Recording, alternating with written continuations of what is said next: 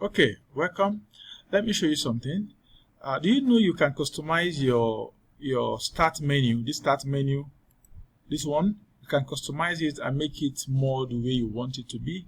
Add files, remove files, or applications. Now, this is how to do. Let's assume I want this my screenpad to be on my start menu. How do I do that? I just right click on it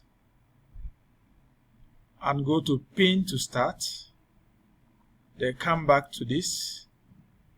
If I take it down, it will be there. This is it. Are you seeing it?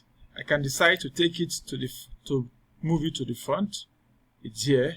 Or I can even click it and take it back down. See, you can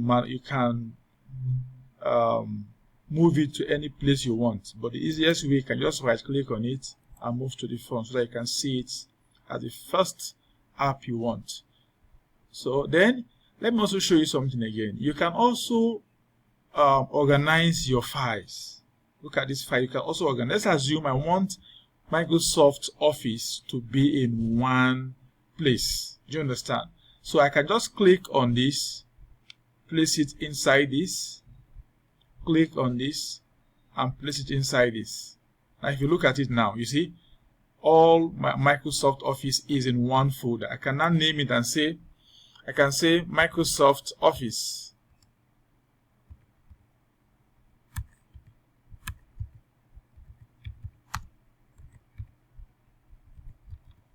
You see? So I'll rename it. So they can be inside one folder. So I don't need to be looking for them. Once I come here, I open it, I choose anyone I want to. Very easy. Easy peasy. Thank you for watching. Please don't forget to subscribe. This is how to organize your start menu in Windows 11. Also in Windows 10 it will work as well. Try it.